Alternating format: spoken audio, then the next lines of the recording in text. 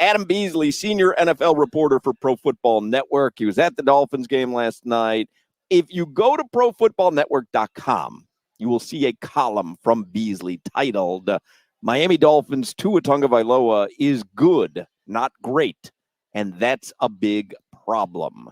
So let's start there. Bees, is he – well, I'll start here. Is he a franchise quarterback? What's your definition of franchise quarterback? If your definition of franchise quarterback is one of the 15 best players in his position who year in, year out can have you in contention for the playoffs, if things go but when the lights are on and the stakes are the highest, it gets outplayed by the better quarterback on the field. And his team, more often than not, loses because of that. Happened last week against Lamar Jackson, happened last night against Josh Allen, and if the betting public is correct, it's going to happen again next week against Patrick Mahomes. And Bees, to that point, the second half was horrendous. What, they had 47 total yards or something crazy? It was ugly in the second half, Bees. And I got a text from Hawk and Solano on our thread was like, Mike McDaniel's playing for a tie. Did you see the play calling change? Because Tua wasn't playing well at all. But did you see the play calling change and get more conservative? Because this is one of the best offensive numbers wise, probably the best offense in the league. It just didn't seem that way. And also the play calling didn't seem that way to me. Well, the Bills adjusted at halftime. They were playing a lot of too high safety, and the Dolphins and Devon Achane in particular are running all over it. So they made, and this is where we get to the crux of the point I was making in that column. The Bills made the conscious decision. We fear Devon Achane more than we fear Tua Tagovailoa. Okay? And we are going to play a defense where we are going to take away the run and dare Tua Tagovailoa to beat us with his arm. And sometimes that's a bad bet. But last night it was not. And certainly there were some things that went against Tua. Tyreek Hill, I know he got mugged on the play, but he dropped a would-be touchdown that would have tied the game. So I don't think you can discount that. But every quarterback deals with adversity. Every quarterback deals with drops. And the problem with Tua is, and I think you're going to see more and more of this conversation nationally and locally, is that when things are messy, he's not the same player. When things are messy for Josh Allen, he does superhuman things. When things are messy for Patrick Mahomes, he can will his team to a world championship. Not the case with Tua. With Tua, things have to be tidy. They have to be neat. They have to be orderly. He has to have protection and running game and a great play caller and all that. And if he's surrounded by those things, he can make the throws and win a lot of games. Problem is, that's not real life, guys. In real life, you need your quarterback to rise up. And certainly, I thought last week when they lost Bradley Chubb, the defense was going to have some problems last night. I was wrong about that. The defense played spectacularly last night, considering the circumstances.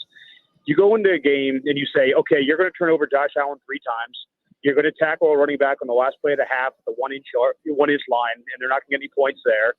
Josh Allen's going to miss a wide open, I think it was Stephon Diggs, who beat Jalen Ramsey on a go route, just airmailed the ball, overthrew him. That right there is, at the very least, 19 points. The Dolphins were gifted by mistakes by the Bills, and they still lost the game. And they still lost the game because they couldn't score, because they couldn't move the ball 57 yards of offense in the second half. And so, and I want to get back to the broader point of the column. It's this. The Dolphins, if, finances weren't a concern, they could live in this reality for a long time. They could move forward with Tua Tagovailoa as their quarterback, and they would be very competitive. They would beat up the Denver Broncos of the world, the Los Angeles Chargers of the world. They would get their 10, 11 wins. They'd get to the playoffs, and then you take your chances there. The problem is this, guys. They're going to have to make a decision sooner than later on whether or not Tua is that guy. He is entering the final year of his contract in 2024. He's under the 5th-year option. He is going to want an extension. And what he's willing to accept and what the Dolphins are willing to pay are going to determine whether or not he's here long-term. And I just think the Dolphins should be incredibly cautious paying a B-plus player like an A-plus player. And that's a trap they could fall into if they lose their minds in contract negotiations. So that, this season to me, if they go and they still win Kansas City, that's great. I don't think it solves their underlying issue, though, which is you need to have the right value attached to your quarterback at the right time. Well, is it something that can be fixed or improved upon as his career moves on? Or are you done? Like, hey, this is his ceiling. And when it does come down to crunch time against a good team, he's never going to be that guy. That's the gamble, right? I don't know. I'm not a quarterback guru. I'm not. I just observe. I go what people tell me. I go by body language. I go by, history. And the history is guys like Kirk Cousins, guys like Jimmy Garoppolo, who are these excellent B+ players in the right situations, never really become those A+ players. Maybe I think that you could maybe point to Drew Brees, totally different circumstances. Tua's had his Drew Brees moment, right? He's gotten out of the bad system. He's gotten out of the injury issues. He's gotten out of the bad personnel around him. This was the year that he was supposed to have the Drew Brees in New Orleans season. And again, Brees took forever to win a Super Bowl too. So there is a case to be made for patience. But that's a gamble, right? It's a gamble that he is going to become the anomaly, and that's what Drew Brees was. And Bees, with the especially in his last two games with the second half struggles, does Mike McDaniels be questioned about that? So he'd be questioned about, hey, like you just said, and I agree with you. The Bills said, hey, we're gonna just make something happen, and they couldn't do anything at all. The defense held them to 14 points. They had a damn punt return for a touchdown. Should Mike be questioned about his not head coaching, but pretty much his play calling with what happened in the last two games? Division on the line, and you can't do anything in the second half offensively. Sure, absolutely, and he will take heat for it this week and beyond. It's going to be he is going to have a challenging offseason. This is not the offseason that they envisioned, right? They thought this was going to take a step forward. And again, going from 9 wins to 11 was a step forward. I would also argue the schedule was easier this year than it was last, and your quarterback didn't get hurt. So you can see how you'd be basically the same team and get from 9 wins to 11. The offense early this season was far better than it was last year. It's kind of obviously leveled off. But you can question his in-game decisions, absolutely. But at some point, the players need to make the plays. Tua needs to make throws. Chase Claypool needs to run the right route.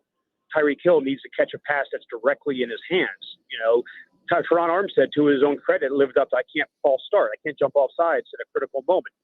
Players cannot go 3 and out 3 times in 4 possessions in the second half. So, yes, Mike obviously takes some heat here, and there's questions whether or not he has too much on his plate. You see sometimes these young coaches who also call plays, the game gets a little big for them in the moment. Is that something he's still growing through? Maybe, perhaps. But that doesn't change the fact that Tua threw 2 bad interceptions for the second straight week. Like, for the second straight week, he threw picks that he cannot throw, and both of them were in the double coverage last night. That's solely on the quarterback. Adam Beasley from Pro Football Network is with us. Give a letter grade. Mike McDaniel this season. Regular season is over. I understand postseason is to come. Give a letter grade. Mike McDaniel, Vic Fangio, and Tua for the season. Oh, man, you are putting me on the spot. All right, well, I will start. I think all 3 are pretty similar. I think all 3 weren't bad. You can't look at any of those 3 and say, man, they had a bad year. Because, the beginning of the end of the year for Vic wasn't great, but the middle was spectacular. When they were healthy and they were rolling, that was a spectacular defense. Got outclassed by the best teams. Same with McDaniel, same with Tua. B-, that range I think is fair, and that's what a team that gets the 6th seed, gets in as a wild card, and has to get incredibly lucky to make noise in the playoffs is. Now, last year you would have been okay with B. You can't be okay with B in 2023, and you definitely can't be okay with B in 2024 for all the reasons, guys, I just laid out. You got to figure out what you're going to do with your quarterback contract-wise. Is he your long-term future? But you also kind of look at their finances, and 2024 is a bleak year for them from a salary cap standpoint. Now they can get a lot out of a lot of that cap hell by restructuring and making cuts and all that, but a lot of that just, it defers the pain down the road. So at some point, you have to say, this is the year we're going to make a run. And this was year 2 of a 3-year window, in my opinion, a real true 3-year window with this core. Last year, the quarterback got hurt. The season fell apart. This year, the defensive ends got hurt. Defense hasn't fallen apart, but they're not getting the results that they want. This year and next really have to be the years. AFC Championship game at the very least, and Super Bowl run is what they're looking for. And again, guys, I can't believe we're having this conversation because if you don't melt down against the Titans, Tua's not even in the game last night. Right. If they finish that Titans game, they're using last night as a bye because it helps them if the Bills win because they would avoid Buffalo in the first round. They'd already have the number 2 seed locked up. So this just isn't a one-game issue. The last month of the season, it was not the same team that we saw for the vast majority of the first 2 or 3 months of the year. And they're going to have to really look hard and deep into why that was the case in the offseason. And Bees, 8 p.m. Saturday night. Do the Dolphins have a chance? Sure, yeah, because the Chiefs aren't good. Yeah, they got Mahomes, and Mahomes is otherworldly, but that's not a good team, right? I mean, they've just look at some of the games, the results they've had the last month of the season. Yeah, they have a chance. Problem is this: that offense, it was what 70-30 Dolphins Bills fans last night, 65-35, somewhere in that range. It was not 50-50. Bills fans were nuts to suggest that. But there was some noise there. And did it impact the Dolphins offense, the noise the Bills fans were making? We'll take that and magnify it by 1 billion, and that's what you're going to get at Arrowhead, right? if you're predicated on timing and communication and all these things, good luck with that hellhole, right? It's going to be loud as heck. And so, yeah, the defense is going to struggle. Mahomes doesn't really lose at home in the playoffs. His playoff record, I think, is 9-2 or something. He's really, really good there. There's a reason they're underdogs, and it's going to take really a near perfect game from the quarterback and the head coach to make it happen out there. Adam Beasley, read his work, ProFootballNetwork.com. Thank you, Bees. You guys just bring me on when bad things happen, right? I mean, a couple of weeks ago, riding high, I would love to have talked about all the good things the Dolphins are doing. Now I'm just a merchant of doom. We considered you local Ben Volen. Oh, okay. Well, I do not know how to take that, but I will ponder that until the next time we speak. We'll see you, Beasley. Later, guys. Adam Beasley from Pro Football Network. You know how to make somebody feel good about themselves, don't you? I dubbed Solana today Womar, White Omar. Beasley's local Ben Volen.